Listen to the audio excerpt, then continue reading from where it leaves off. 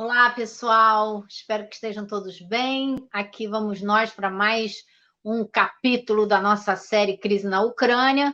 Crise essa para a qual nós estamos olhando sob diversos aspectos. E hoje a gente vai tentar se concentrar num aspecto aqui que tem sido muito visível, que é a crise dos refugiados que essa guerra gerou. Então, vamos falar de refugiados de uma maneira um pouco mais ampla. E para isso a gente vai conversar com a professora Ana Paula Rodrigues, que é doutora em História Comparada pela UFRJ, coordenadora de pesquisa do Interagency Institute e trabalha especificamente com temas relacionados aos movimentos migratórios internacionais. Bom dia, professora, como vai? Bom dia, Elô, tudo bem? Tudo É ótimo. um prazer estar aqui com vocês e muito obrigada pelo convite, tá? Prazer é todíssimo nosso. Eu queria te pedir, antes de mais nada, para você explicar um pouco o que é o Interagency Institute, onde você faz pesquisa, para o pessoal entender um pouco de onde vem esse seu trabalho. Tá. O Interagency Institute, ele é uma think tank digital, tá? Ele hoje funciona de forma totalmente virtualizada. Ele é composto de mulheres, somente de mulheres do sul global, mas que são mulheres que têm na sua trajetória a questão da migração também, porque são mulheres expatriadas. Apesar de sermos todas brasileiras, estamos espalhadas pelo mundo. Então, hoje nós temos duas na Alemanha, uma na Itália, duas em Portugal. No Brasil, nós temos uma equipe também distribuída por todas as regiões do Brasil. Temos na França, temos na Itália, temos na Irlanda, temos uma nos Então, Estados são Unidos todas também. pesquisadoras brasileiras. São todas pesquisadoras brasileiras.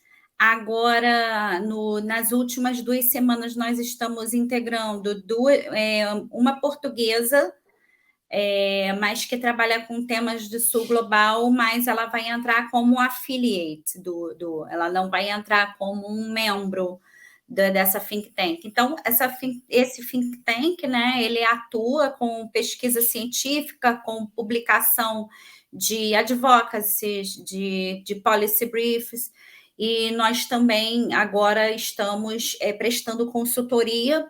Conseguimos a nossa primeira consultoria, a qual eu estou coordenando com a Organização Internacional para as Migrações, do Hub da América do Sul, e agora nós vamos nos emaranhar por esse nicho, né, o nicho das consultorias. Então, eu Tá. convido todos para poder acessar o nosso site, é interagency.institute.com. Tá. Think Tank, para quem não sabe, é um agrupamento de pesquisadores que pensa sobre determinados assuntos, né? E produz conhecimento sobre esses assuntos. Bom, então, já que o assunto é a migração e refugiados e tal, vamos começar pelos refugiados dessa guerra da Ucrânia, que, segundo a ONU, já são mais de 3 milhões e 100 mil refugiados. Não é o maior número de refugiados de um conflito no mundo, mas em tempo recorde ele atingiu um volume que não se via desde talvez da Segunda Guerra Mundial. Se fala isso aqui, né? O volume, a rapidez com que esses refugiados, a gente chegou a esse número de refugiados nesse conflito. Então, eu queria saber primeiro se você tem alguma explicação para o fato de ser um volume tão grande de refugiados em tão pouco tempo, quando a gente viu outros conflitos mais destruidores e sangrentos no mundo não terem produzido um volume de refugiados tão grande tão rápido. Tá. Em primeiro lugar, eu queria trazer aqui brevemente sobre o conceito do refugiado. Então, é considerado refugiado toda aquela pessoa ou grupo de pessoas que estão fugindo de uma perseguição religiosa ou étnica, ou de um conflito. Esse é o escopo da legislação internacional que está no Estatuto do Refugiado de 1951.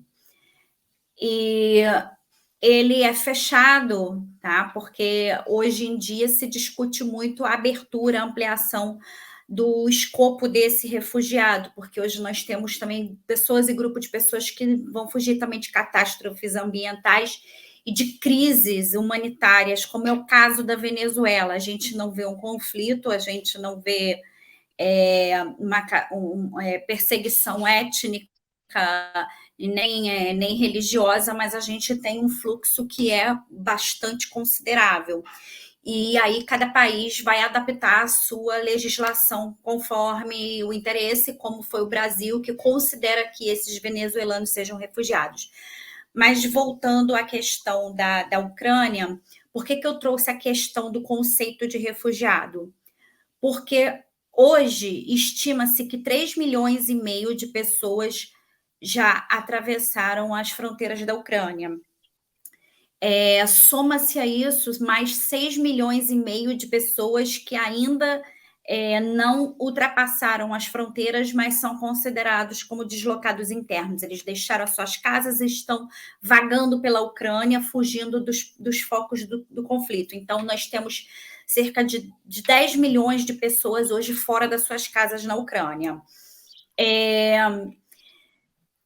Esses 3,5 milhões de pessoas, que é o dado que eu vi hoje já do Acnur, que é o Alto Comissariado das Nações Unidas para Refugiados, é um número que ele pode ser um pouco contestado também, tá?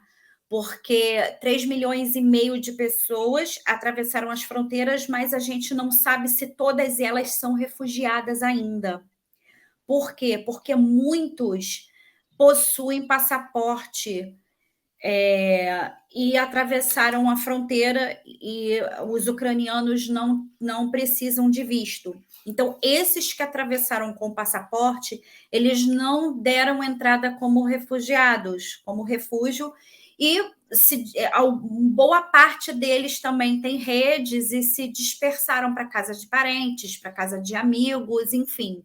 Então, hoje ainda está muito impreciso a gente dizer que todos esses 3,5 milhões de pessoas são todas refugiadas, mas é uma estimativa.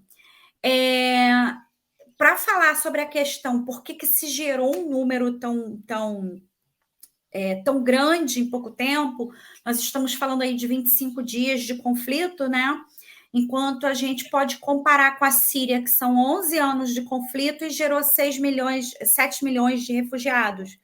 A gente está falando da Venezuela, que acirra, né, a sua crise, e desde 2017 a gente vê um fluxo, a gente vê 5,5 milhões pelo mundo, do que a gente considera como refugiados venezuelanos. Então, de fato, ainda não é a maior crise de refúgio, mas as instituições e os organismos estão acompanhando esse fluxo, porque em 25 dias a gente já tem quase a mesma coisa que em 11 anos de conflito na Síria. Então, tem algumas questões aí para a gente analisar. Primeiro é a questão da facilidade dessa abertura de fronteira, né? Uma abertura entre aspas, porque assim um controle, checagem de documentos, a questão da vacinação, já que 36% da população ucraniana ela não foi vacinada contra a Covid, então eles estão passando por essa triagem, mas a União Europeia, ela nesse primeiro momento, ela atende, ela diz que ela vai receber esses refugiados, então há uma facilidade. Há facilidade também das pessoas passarem com documentação, que é diferente das pessoas do norte da África, onde os fluxos se misturam muito, ou Ásia. Às vezes nós temos migrantes econômicos, que são aqueles que não estão fugindo de um conflito, mas eles se juntam àqueles refugiados nas rotas que estão fugindo de um conflito para poder ultrapassar juntamente com eles. Então, o que eles fazem para eles não declararem a nacionalidade, né? Para não serem nas barreiras, falar, olha, o seu país não está com conflito. Eles jogam fora os documentos. Então, eles chegam muitas vezes sem documentos. Então, é muito diferente o tipo de rota, o tipo de vulnerabilidade que os ucranianos vêm passando e que os do norte da África, do sul global, vamos assim dizer, passam por até chegar à fronteira da qual eles querem atravessar. Há também, desde o início desse conflito, um certo temor, tá? De que haja uma escalada nuclear. Então, a gente está falando de um conflito na Europa, onde a gente não tem um conflito entre países europeus desde o final da Segunda Guerra, tá? A história e os acadêmicos no mundo todo, a história sempre foi muito baseada, sempre teve bases muito eurocêntricas, né? Então, sempre se deu uma dimensão muito grande aos conflitos na Europa, a Primeira e a Segunda Guerra Mundial, a Guerra Franco-Prussiana. Então, a dimensão da guerra para os povos europeus é muito grande. Muitos têm na família histórias de pessoas que fugiram da guerra e também essa ameaça, né, iminente de que esse conflito ele possa se tornar um conflito nuclear. Embora alguns especialistas já tenham descartado essa possibilidade de que esse conflito não chegue ao nível de ser um conflito nuclear e nem uma escalada para uma terceira guerra mundial, explicar isso para o cidadão comum que está no meio do furacão e que nem sempre as informações chegam da maneira correta, é muito complicado. Você não acha que existe também um pouco de propaganda nesse sentido para criar esse medo e outros interesses que estão em jogo e criar também essa empatia mundial pelos refugiados ucranianos? Porque agora, dia 27, por exemplo, a gente completa 7 anos do começo da agressão saudita ao Iêmen. E a gente não vê ninguém falando, meu Deus, coitado do povo do Iêmen, onde é que eles vão ficar, como é que eles vão viver debaixo desses bombardeios, desses ataques. Então, existem 2 pesos e 2 medidas na maneira de lidar com os refugiados? Exatamente. Eu venho alertado para essa questão de 2 pesos e 2 medidas. Eu venho alertado para essa inflexão da política externa da União Europeia em relação ao recebimento e ao acolhimento de populações, né, refugiadas. Mas nesse conflito em si, a União Europeia ela busca trazer uma resposta ao próprio Ocidente e busca trazer também busca fazer uma oposição ao próprio posicionamento do Putin, tá? Então, ao mesmo tempo, nós temos hoje um grande a gente tem um embate diplomático que começou no final da semana passada entre Espanha, Marrocos e Argélia, em torno ali daquela região do Saara Ocidental, onde a Espanha ela muda, né, a sua perspectiva sobre o Saara Ocidental e fala que a melhor das saídas ali é que o Saara Ocidental se torne autônomo. E aí a Argélia repudia, o Marrocos gosta da situação, mas no foco disso, alguns meses atrás, a gente viu o Marrocos com uma briga diplomática com a Espanha que libera refugiados. Ele fala o seguinte: nós temos um acordo bilateral, eu seguro os refugiados aqui no meu território. Quando você não cumpre a sua parte do acordo, eu libero os refugiados. Então, os refugiados do sul global, ali ao sul da Europa, eles são utilizados como moeda de troca. A mesma coisa, 3 meses atrás, quando a gente teve o problema dos refugiados na fronteira da Polônia, e que a Polônia fechou a fronteira com Belarus e não estava aceitando, e Belarus também não aceitava que esses refugiados voltassem pelo seu território.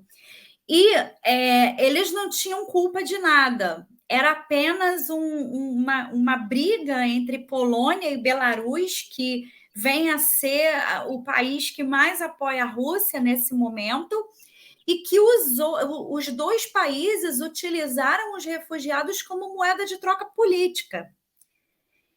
E se a gente for analisar a questão dos ucranianos, eles também não deixam de ser uma moeda de troca a partir de mobilizar a opinião pública mundial contra a Rússia. Exato, de mobilizar toda a opinião pública ocidental contra a Rússia, de dizer, olha, nós temos as portas abertas. Porém, o sistema de asilo europeu ele é pouco eficiente para poder dar conta. Ele não foi eficiente para poder dar conta do fluxo de sírios, de afegãos ao longo desses anos todos.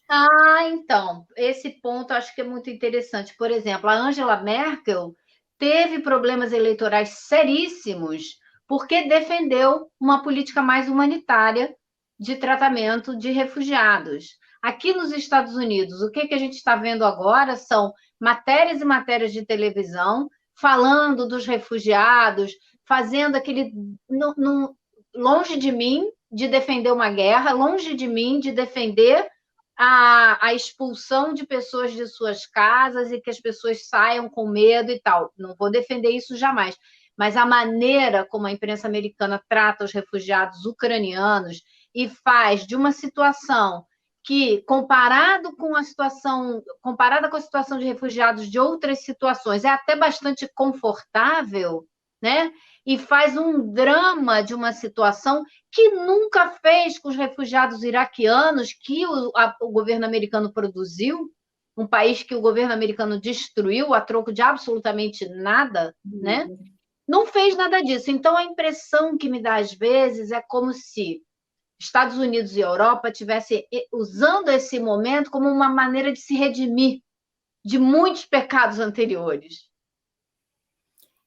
Eu nem penso na redenção, eu penso mesmo no cálculo político, eu penso muito na questão realista, né, que a gente fala nas relações internacionais. Eu penso que tem um cálculo político muito, muito grande em relação a essa oposição Ocidente versus Oriente, se traduzindo Rússia, China. Mas você tem razão, Heloísa.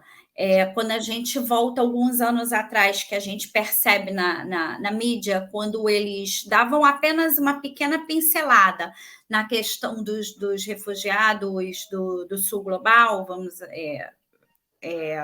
que chegavam ali à União Europeia, a gente via eles chegando em embarcações, tá?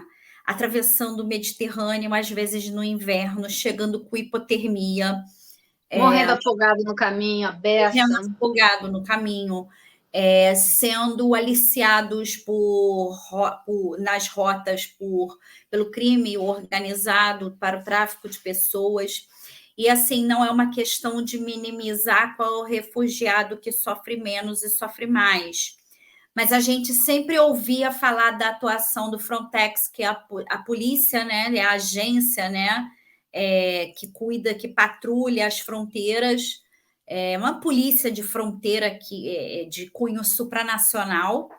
A gente não ouve nem falar da Frontex na região da Polônia, da Romênia, para receber os ucranianos. Outra coisa que eu queria destacar também é que a própria questão do jogo midiático vai gerando essa comoção e a gente vê uma verdadeira logística para poder resgatar esses refugiados na fronteira. Então, a gente vê gente que sai de Portugal, Espanha, Itália, atravessam um continente inteiro de carro para poder buscar pessoas. A gente não percebe essa logística humanitária com outros refugiados. Ao mesmo Então, tempo... você acha que isso é só uma manipulação da opinião pública que leva a isso? Ou você acha que também existe dentro desse pacote preconceito racial, preconceito religioso, estereótipos? O que mais que você vê? Eu vejo da seguinte maneira: pelo lado estatal, eu vejo que é uma manipulação política. Pelo lado social, tá? Eu vejo também uma questão do preconceito. Quais são os fluxos que são passíveis de gerar uma comoção e quais são os fluxos que não geram uma comoção? Quais são os fluxos que nós estamos dispostos a aceitar, dispostos a reunir nossos amigos, a nossa comunidade, entrar, ajudar uma ONG, até que ponto? Um ponto muito interessante que eu venho analisando é que, fora a questão do conflito, o leste europeu sofre um processo de xenofobia dentro da Europa Ocidental. Tá? Isso é latente. Mas, nesse momento, a gente vê chefes de Estado, um dos líderes da Bulgária falou: mas nesse caso eles são europeus, são nossos irmãos, são assim, bastante xenófoba, né, a colocação dele, mas isso acaba que desperta aquela questão do nacionalismo que é tão latente ainda na sociedade europeia, né? Mesmo que eles não sejam poloneses ou que sejam de qualquer outra nacionalidade, acima de tudo, eles são europeus e são brancos, né? Mas quando a gente tem, na realidade lá da passagem da fronteira, a gente tem relatos de que pessoas que não são ucranianas, elas foram barradas, foram mandadas para o final. Vários negros denunciaram isso, foram maltratados, foram preteridos na hora de sair do país, na hora de cruzar a fronteira.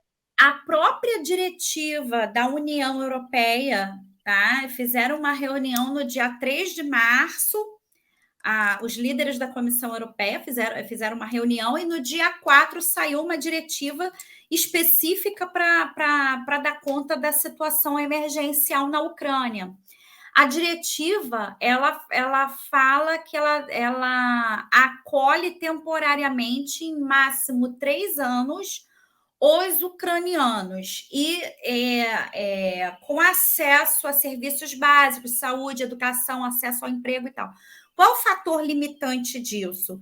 É que ela se concentra nos ucranianos. Quer dizer, as outras nacionalidades que estavam morando na Ucrânia e tiveram que fugir da guerra não recebem o mesmo tratamento. Não recebem o mesmo tratamento. A nível supranacional, não. Aí, para amenizar a situação, ela diz o seguinte: os Estados-membros é que vão decidir o que eles vão, como que eles vão atuar com os nacionais de outras... É incrível que eles tenham a coragem de botar isso no papel. Sim, e aí a gente está falando de uma Hungria que tem um governo extremamente conservador, que é anti-imigração, e aí a gente precisa ver quais são os posicionamentos dos países, tá? Fora da competência dali da União Europeia que eles têm que cumprir, como que eles vão lidar com esses fluxos que vieram da Ucrânia e que não são refugiados, tá? Uma coisa que eu queria destacar também é que dentro da Rússia a gente está tendo também um fluxo de saída de pessoas, tá? De russos que não concordam com a situação. Mas tem uma entrada de ucranianos lá também, que estão fugindo para a Rússia em vez de fugir para a... Sim, é porque quando a gente pensa em migrações, a gente pensa também em redes. Então, geralmente, o ponto mais fácil de fuga é aonde você possa ter uma rede de apoio. Como aquela região ela tem essa questão de muitos ucranianos de origem russa e vice-versa, é natural que ucranianos também busquem parentes na Rússia. Mas a mídia atualmente se cala. Eu não ouvi sequer uma menção de como que essas pessoas russas que não concordam com o regime, que não concordam com tudo que está acontecendo, com a guerra e que está fugindo também de perseguições políticas porque eles estão prendendo opositores, como que elas estão sendo recebidas? A gente não ouve falar nisso. Então, há uma russofobia também muito grande, de pessoas que não sabem separar os russos como um povo como com os russos do governo, o governo do seu povo. Então, a gente não tem sequer menção sobre isso. Não tem, a gente não percebe isso na mídia. Eu queria conversar um pouquinho sobre os refugiados da Venezuela. Qual é a sua observação a respeito do tratamento que eles têm, qual é a situação que eles enfrentam, como é que eles são parecidos ou diferentes dos refugiados ucranianos? Então, os refugiados da Venezuela, eles também vão se dividir, tá? Os migrantes, né? Vamos botar assim, os migrantes, eles vão se dividir em migrantes econômicos e migrantes refugiados. Temos aqui no Brasil uma parcela grande de imigrantes econômicos que vieram com suas próprias economias, encontraram parentes ou formaram redes de amigos e vieram. Mas temos um número também, esses são aqueles venezuelanos que são mais remediados, que eram mais remediados.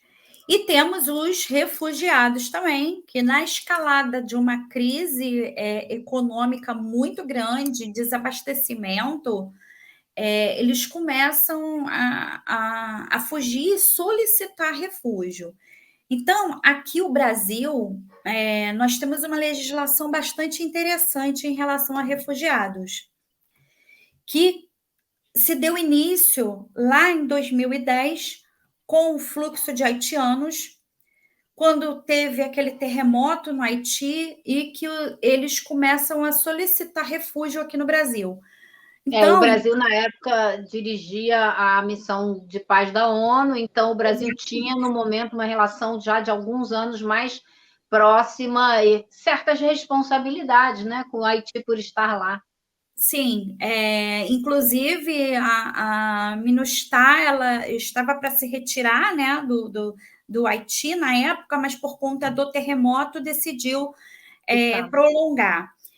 E o Brasil, juridicamente, tanto pela Convenção dos Refugiados, a qual ele é signatário, ou pela sua legislação antiga interna, que era o Estatuto do Estrangeiro de 1980, ele não poderia acolher os venezuelanos como refugiados, porque eles não estavam fugindo de um conflito. Só que a gente tem que colocar em mente que esses tratados internacionais, eles são apenas direcionamentos, eles não são um fim em si mesmo.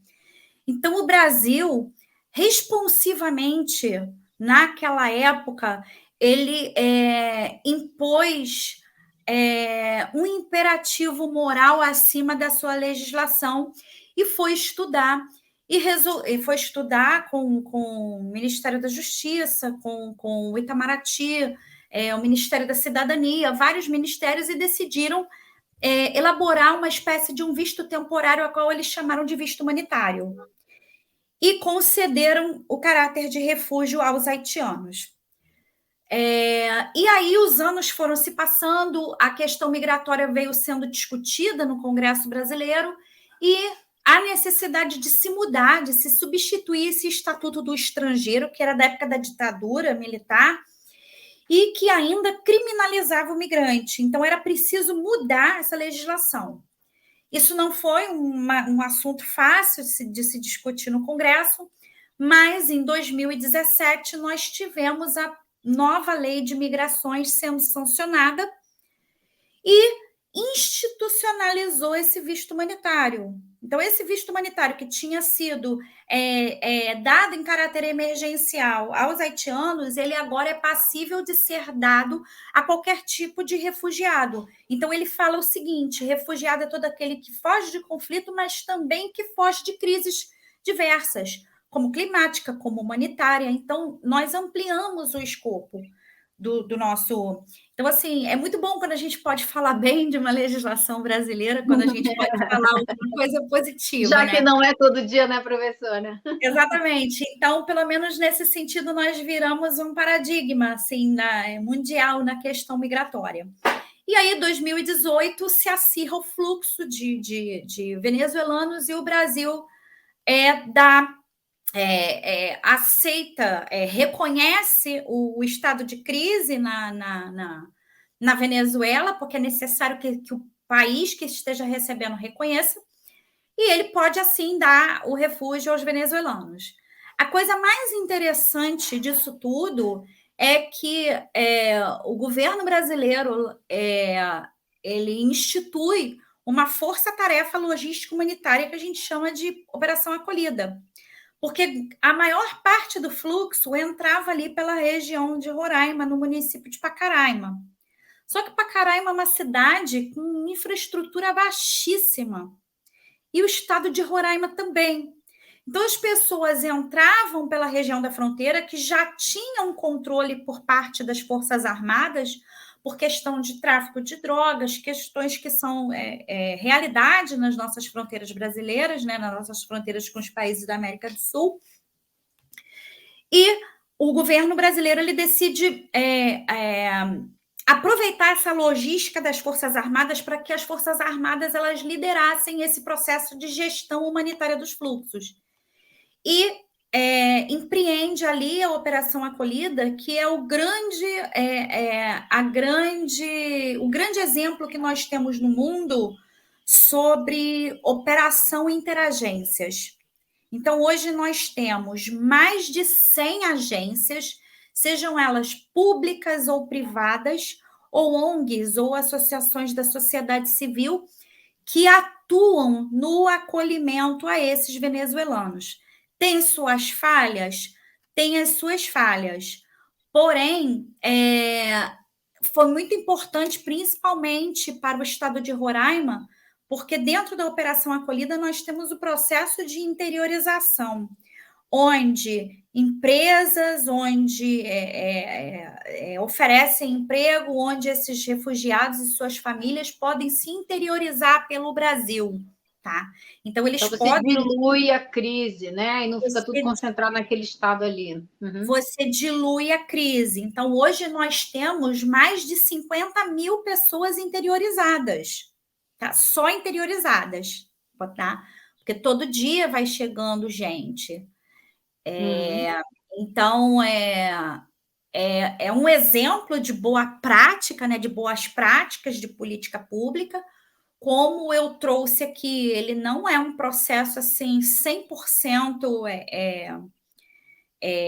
eficaz, mas ele tem garantido muitas boas respostas em relação ao acolhimento aos refugiados, tá? Mas tem também o lado ruim, né? Das situações emergenciais. Eu vou destacar duas mais recentes, que primeiro é a questão dos afegãos.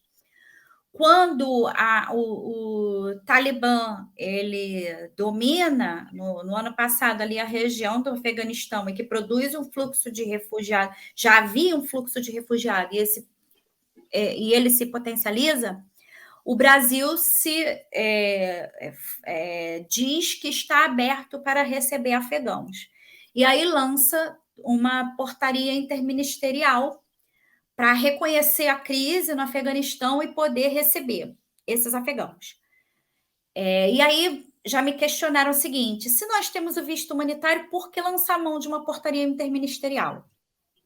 Porque quando a gente reconhece um estado de crise, que a gente está passível de receber esses afegãos, a gente precisa dar celeridade ao processo, porque tem um conflito acontecendo naquele lugar. Então, a gente não pode burocratizar muito. Mas qual é o grande entrave dessa portaria interministerial para os afegãos? O Brasil está disposto a receber afegãos que sejam juízes ou que sejam cristãos. 0,03% da população afegã é cristã. Então, De fato, quem tinha que receber esses afegãos todos seriam os Estados Unidos, né? Mas eles fazem as guerras e eles não fazem as políticas de paz depois, né? Então... Exatamente. E agora nós temos também uma portaria interministerial para os ucranianos, na qual também é limitante por só aceitar ucranianos.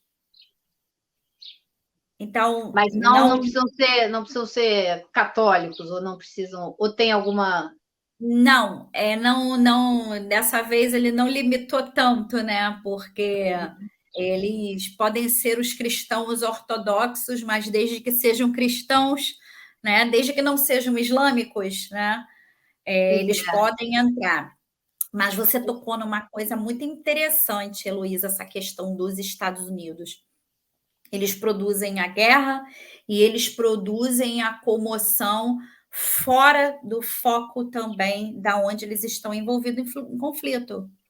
Porque, ao mesmo tempo que os Estados Unidos estão falando da promoção dos direitos humanos, a questão dos refugiados, condenando os ataques russos, que realmente são lamentáveis, a gente aqui também não quer falar que os russos também estão certos, não queremos falar quais são os certos e os errados.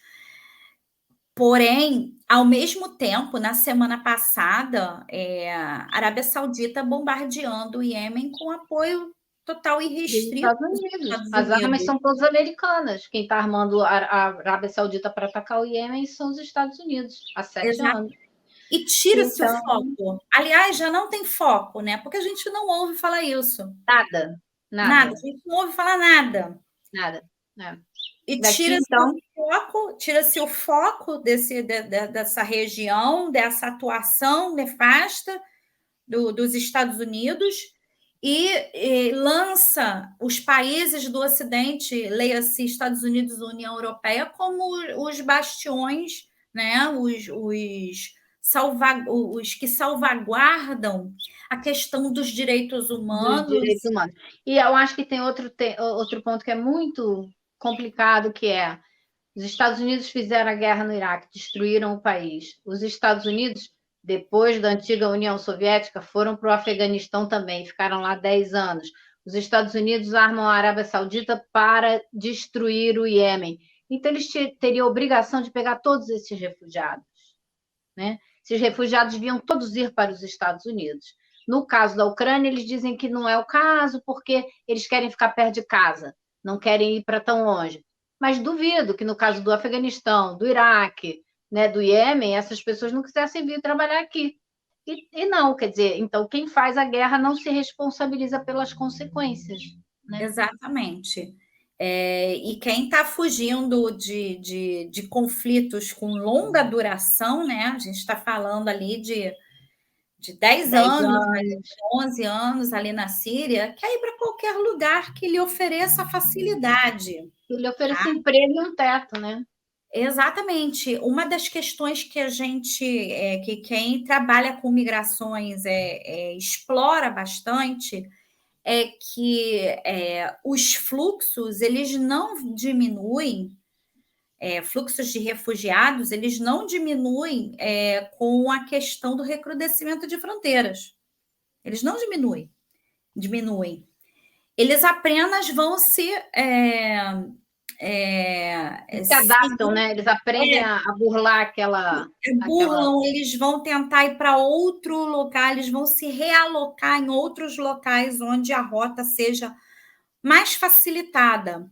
Eles vão correr mais risco de vida, né? Mas na hora de buscar um meio de sobreviver, vai fazer o quê, né?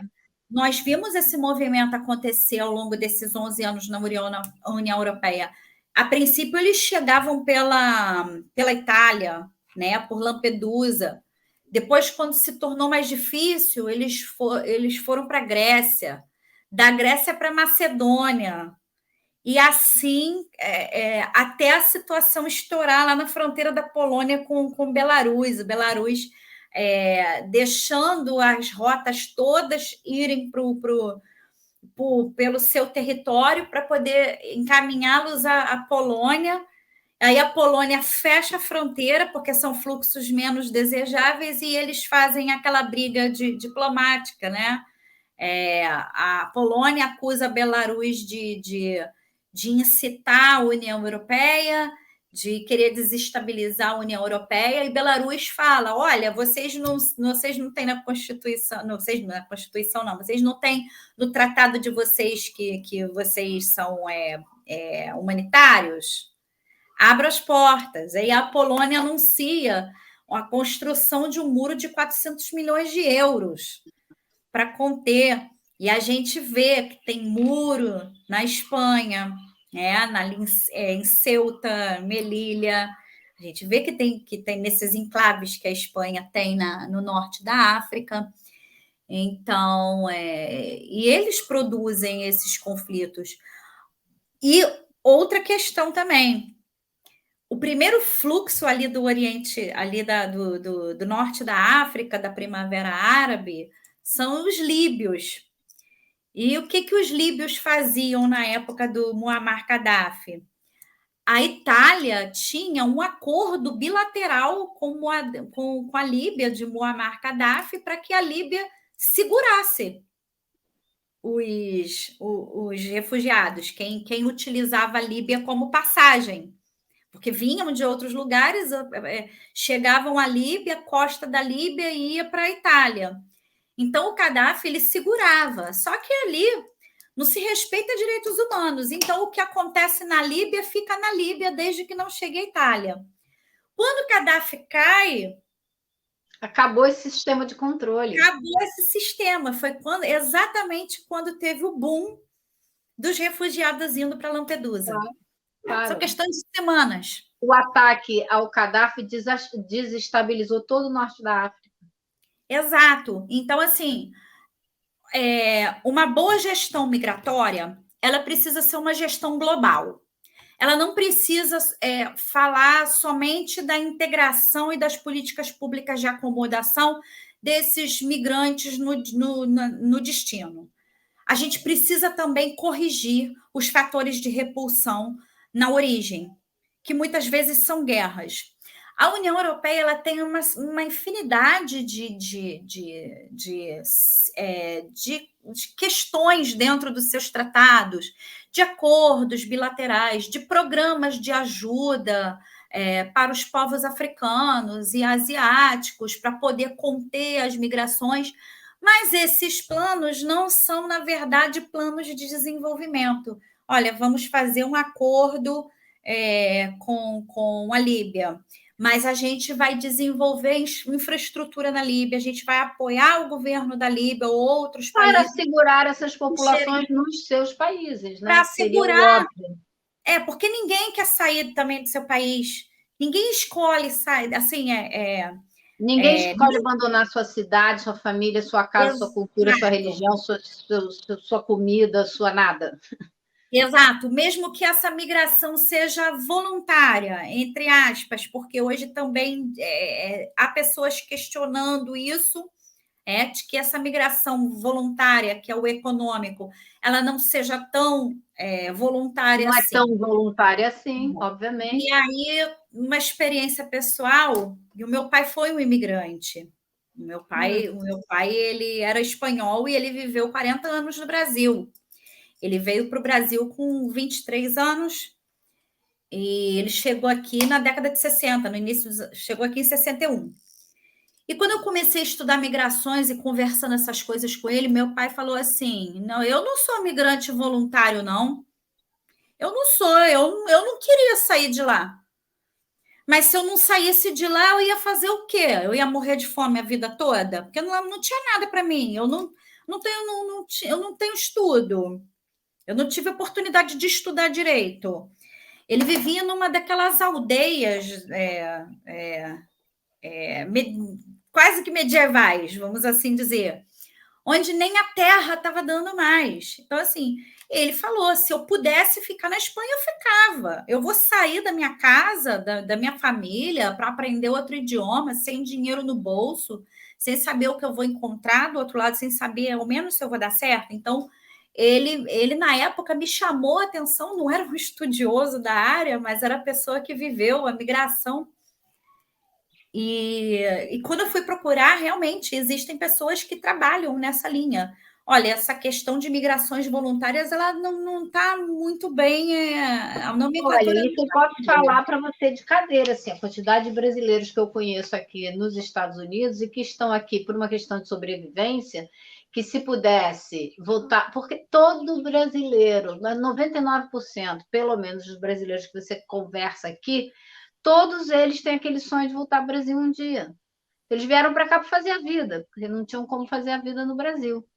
E eu Uhum. acho que, assim, como opção, nenhum deles teria saído do Brasil. Nenhum. Simplesmente nenhum. Se eu pegar um em 1 milhão, talvez você tenha aquele que sonhava com os Estados Unidos e tal, mas para se mudar. Enfim, eu acho que eu vou fechar aqui com uma expressão que você usou, que eu acho que diz muito do que a gente está vendo hoje no mundo. Fluxos migratórios menos desejáveis ou mais desejáveis, professor. Acho que isso resume bem o que a gente está vendo hoje.